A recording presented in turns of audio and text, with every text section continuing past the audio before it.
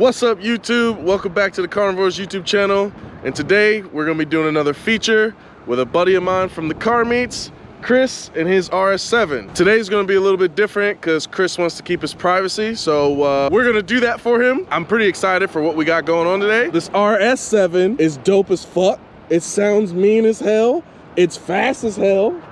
And I can't wait to, shit my pants while riding in it, all right? All right, so I'm gonna pass it on to him and let's get to know this car. All right, man, so tell us, what can you tell us about the car, man? Like, how does one get to owning an RS7? Like, how does this happen? So it was kind of odd because I never really thought of myself as a European car guy. I've always had muscle cars or JDM cars, Jeeps, things like that. That's right, you do drive a turbo Buick. Yep, so my other car is a 1987 turbo Buick, Regal, like a Grand National, but not black. So the thing that really got me with the Audi was the color, and the RS7, I believe, was the first Nardo gray color car or type of color in the States, and now everybody's got it. Yeah, every fucking Nardo is everywhere. Yeah, so Dodge, everybody's got their own version of this kind of almost matte but not gray. Toyota, yeah, I think Toyota did it. Jeep, everybody, the Camaros, the Challengers, they all come that way. Yeah. But when I saw the RS7, it kind of stood out to me because it's not just a large car, it's not just a big European tourer, it's powerful, and as a motorsports guy, I want to go fast, and that's what gets me about this car. Absolutely. It's a combination of comfort, luxury, and power. Listen, the little that I've been around this car, that is a true statement, man. This thing does everything, all right? Now, driver mod, we'll see. You've kind of explained to us what drew you to the car, so what's special about it? Like, other than that it can do everything, what surprised you in buying this car? What did you not expect from it? The biggest thing I think is the overall fit and finish of the car, and especially after having driven hundreds of different makes and models professionally or as an owner. Yeah. Everything from this car, from the stitching to the dash to the carbon fiber inlays and console, everything is very well fitted, and everything works exactly how it should. There's no slop in anything. Damn. Materials are great. The comfort, the sound quality when you're driving it with the windows up, it's almost nothing but exhaust. There's no road noise. Personal stereo guy, I like having a good quality sound system, and it's always something I first upgrade. I think it's where everybody starts as a car guy, is changing a radio or putting a subwoofer in. When we were all 13, that's the first thing. We were like, yo, I need a stereo, bro. So, having that Bose, and it's not even the upgraded sound system, it's just the factory Bose sound system with the sub. Amazing sound quality. And again, it's a twin turbo V8, so that engine noise is something I'm big on. Man, it's something, man.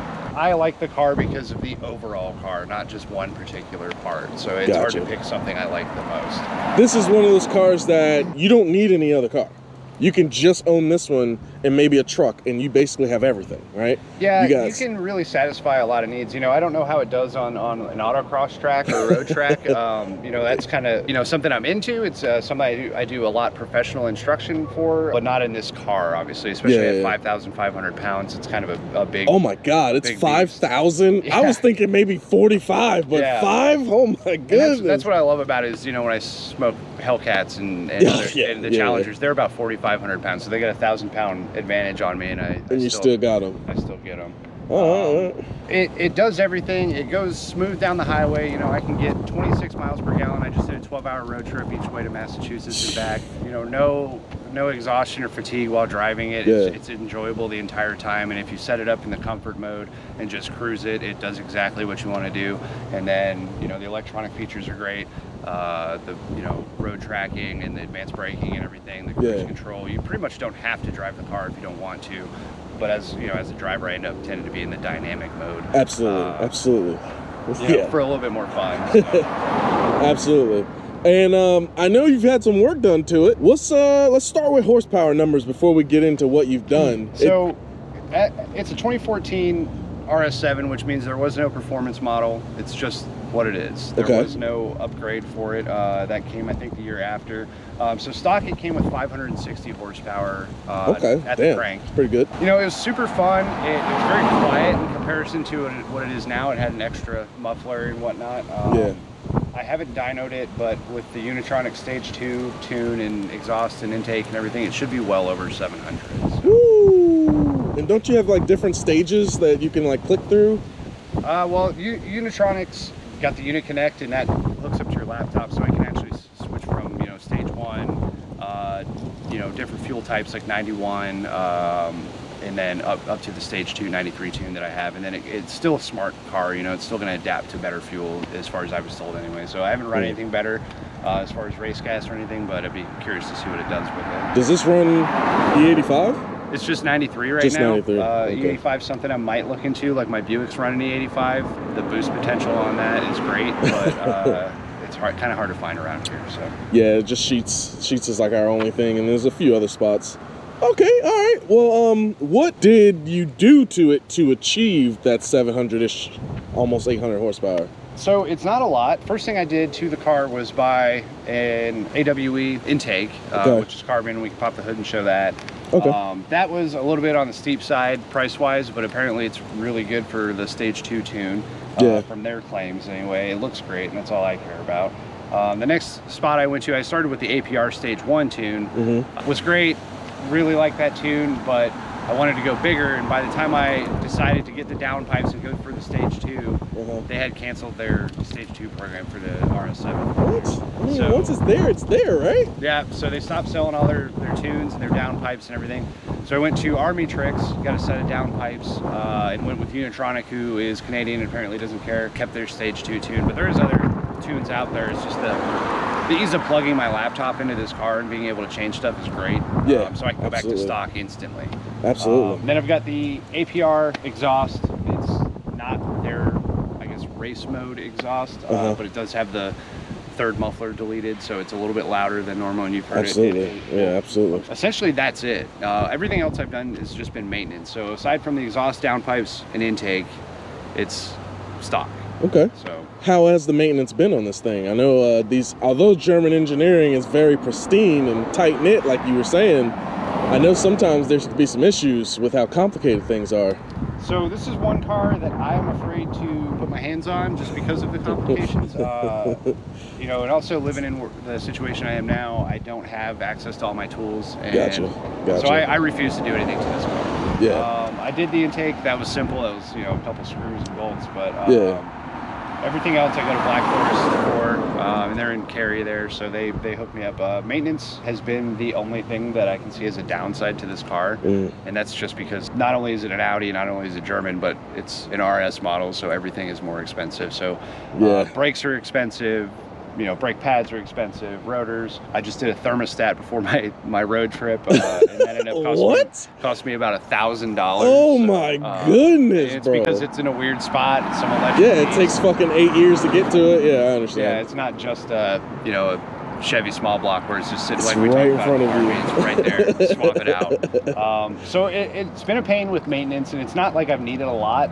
but when I do need it, it ends up costing me something. Yeah. Okay. Well, that's unfortunate, but also if somebody can do it, I guess there's not much you can complain about. Yeah. It's when you go around and you look for someone that to fix it, and everyone's like, nah, I'm not touching it. You know what I mean? Like, I have that problem in the vet.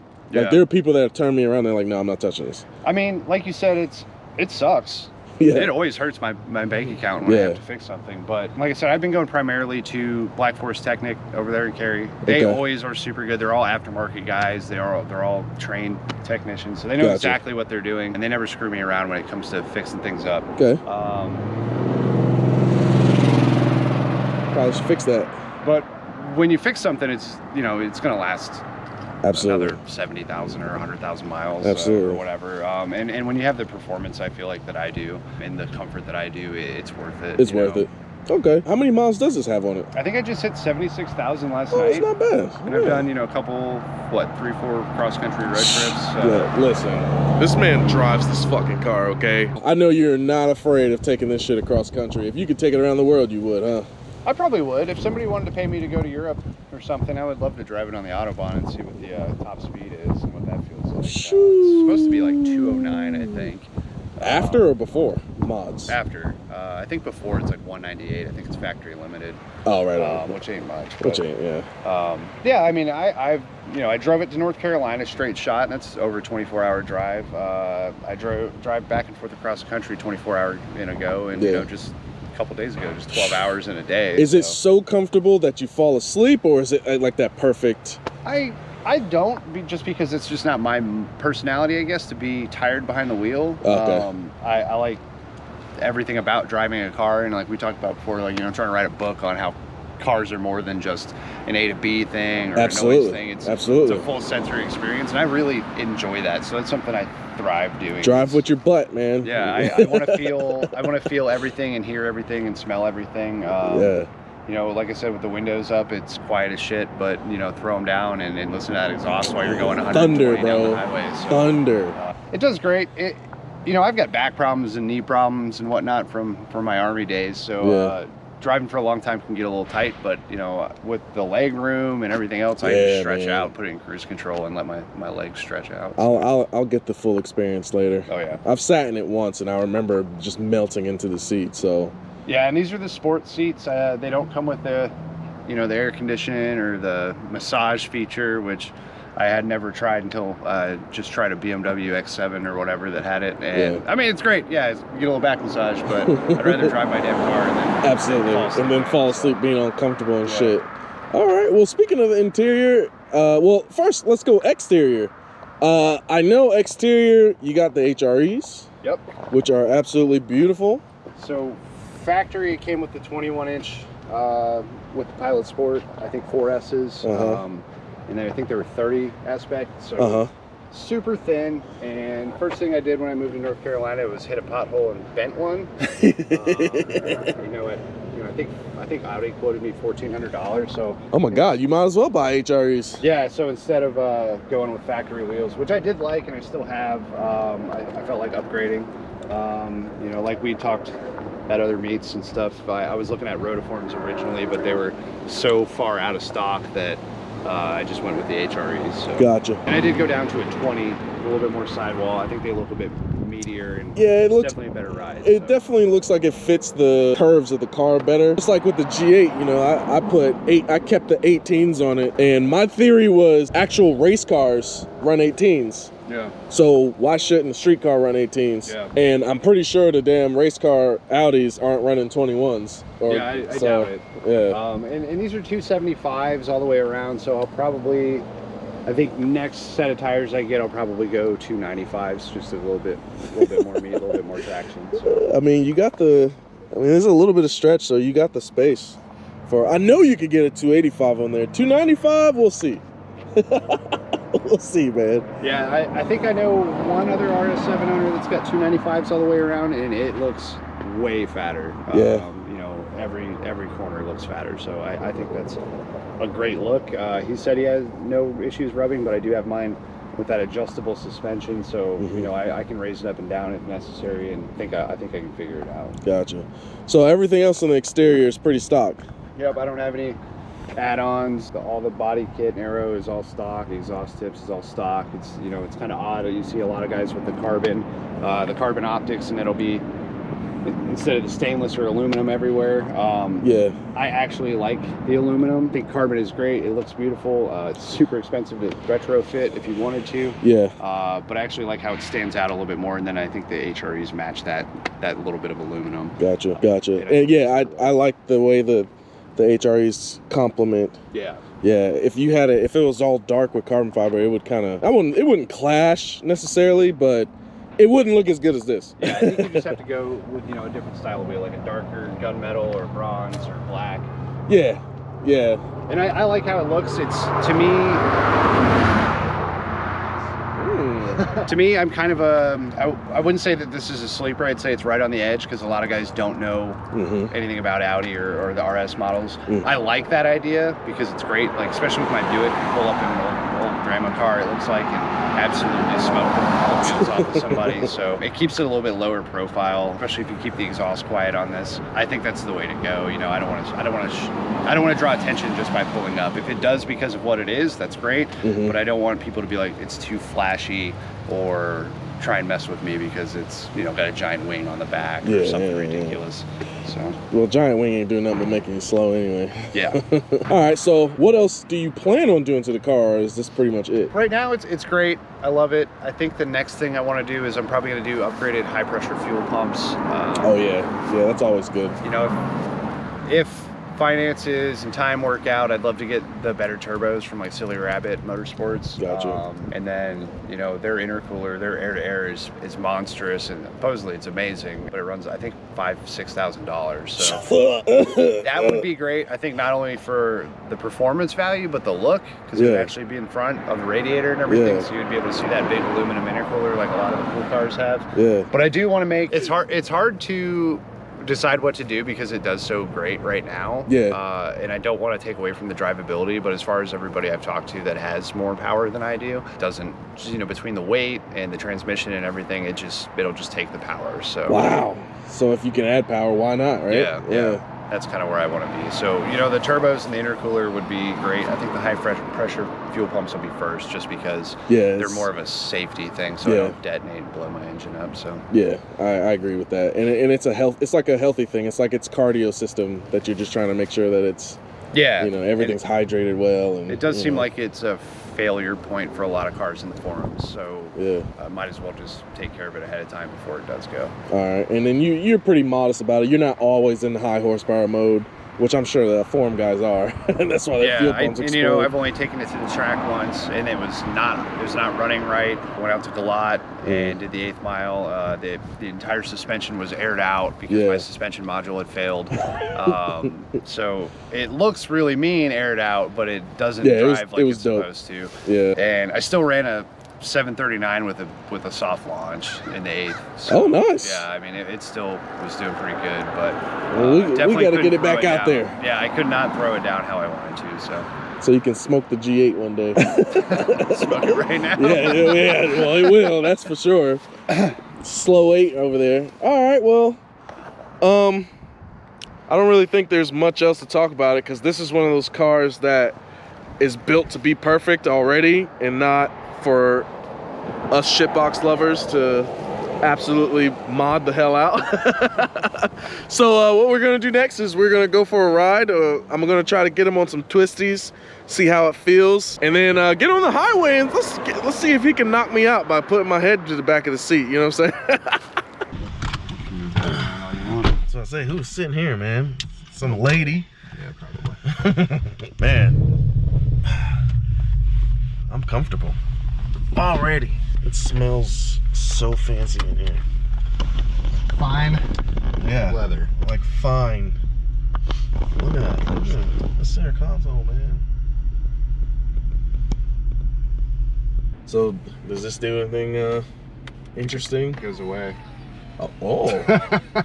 Oh, that's fancy. No, but that MMI controls, you know, like, as you can see, the drive select modes, the media, the nav, everything.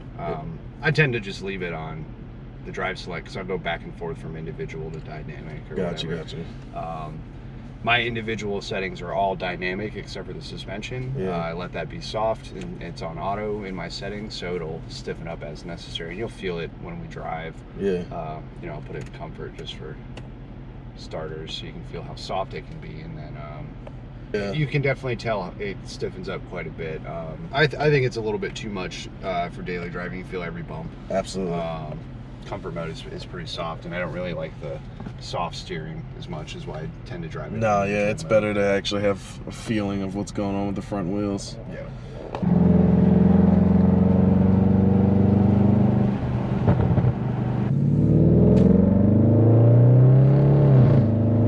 Sounds so good.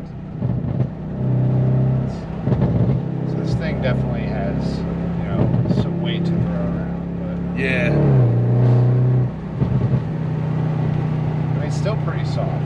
Once you give it some, I feel it plant itself, so it's not like a tank. You know what I mean? Yeah, it doesn't have too much body roll, and there is some parts to get rid of that. I just haven't invested in. All right. All right. There you go.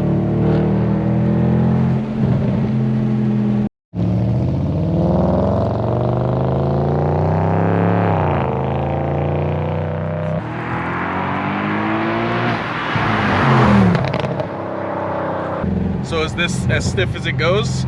Yeah, you kind of feel it like wants to, like if it hits a small bump, it kind of want to come out of the line that you're sticking to. Gotcha.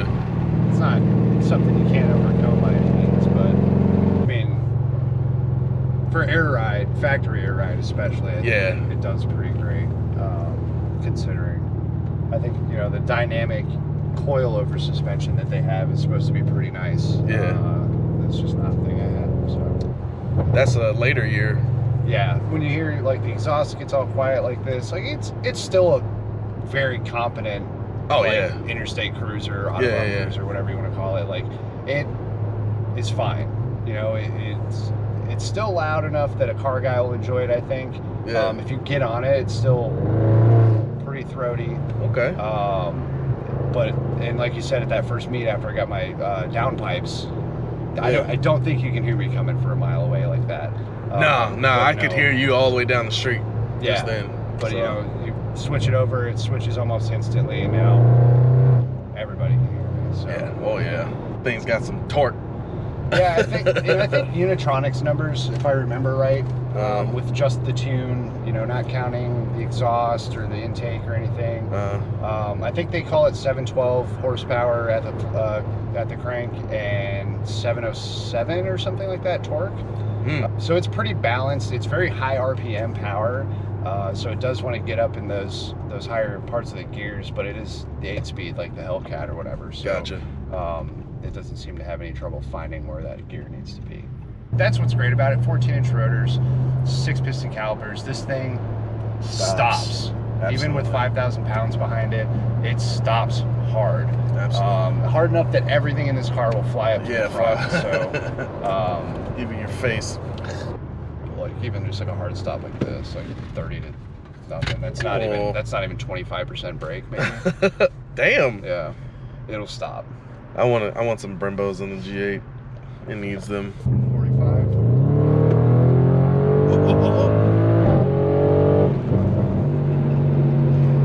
Damn, it's so smooth though. Yeah, it's what's great. It's like passing.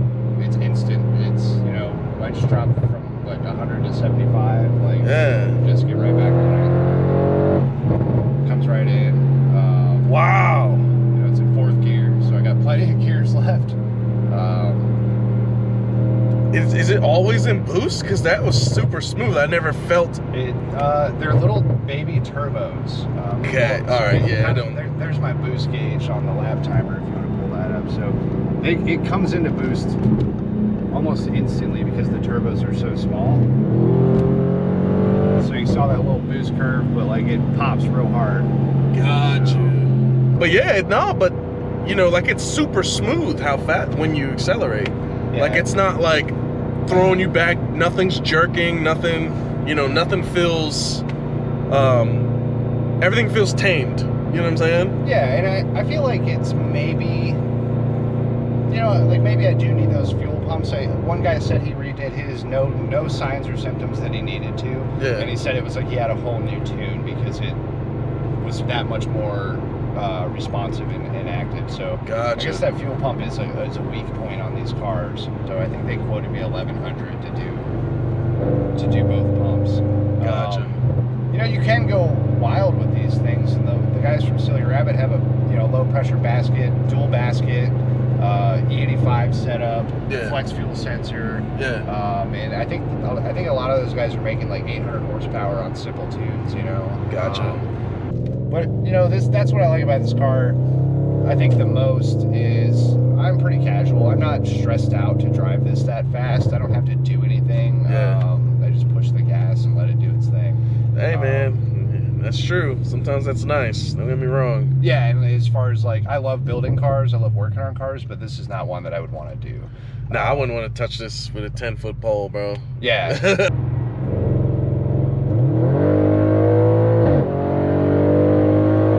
It's just that quick to get up to 100. Dude, oh my God.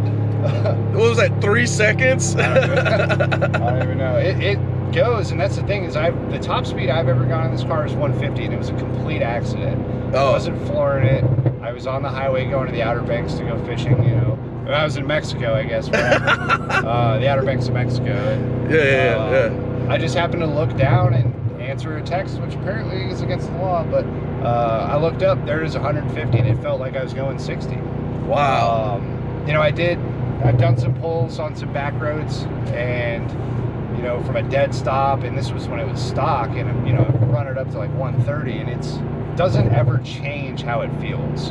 Yeah. You know, cars go by faster, the road goes by faster, but it doesn't change comfort. Yeah. It's still cruising. Nice. One of the things I'm dying to do is either get on a half mile and do a dead stop half mile. Dude, that would be fucking awesome. Or a full mile, ideally, Yeah. and see, you know, especially if I have the track or the road to do it. I want to do the top speed of this car. I want to just stay in it the entire time, see what it does performance-wise, and just see how it feels. You know, it's kind of a bucket list thing to go 200 miles an hour in a car. Yes, I was just about to say, that's one of my dreams right now. It's almost a shame not to drive this car that fast because it's capable. It's so of doing good. it. Yeah, it's so capable of doing it and just going home like you never did. Yeah. This man's holding out on me. He's got front cameras. It's Rear and side cameras for when he parks. Are you kidding me? It's pretty good for a 2014. The new ones have the overhead, which I think this is supposed to do, but it doesn't work. Oh yeah, I see I that. don't know why. It's just nothing. But... Dang. I mean, the nice things about this car is like, obviously it's got TPMS and all that. Everything is adjustable, so like locks, lights, you know, it's got the opera lights, it's got all these aids, parking, cruise control, braking, lanes, the sensor in the windshield, things that I've never had. Yeah. That are just kind of nice. Like you set the wipers on, they turn on when it's raining. You know, do you want your feet colder? Do you want whatever? Yeah. Some of it's kind of like, I feel like bougie. a little too bougie. All right, that was an experience. I want to thank my buddy Chris for coming out here, showing me his car, his awesome ass RS7. I will never be able to afford one of these ever in my life. So it is experiences like these that I fucking appreciate. But that's it for today. Thanks for watching. If you want to have your car featured, just hit me up. Simple, DM me, Instagram, Facebook, it doesn't matter. We're featuring anything that's cool, unique. As long as you love it and want to show the love, we can do this. It doesn't matter. But yes, once again, thank you for watching. Like and subscribe. Follow us on Facebook, Instagram, whatever. Join the Facebook group, blah, blah, blah. You know the spiel. Y'all have a good one.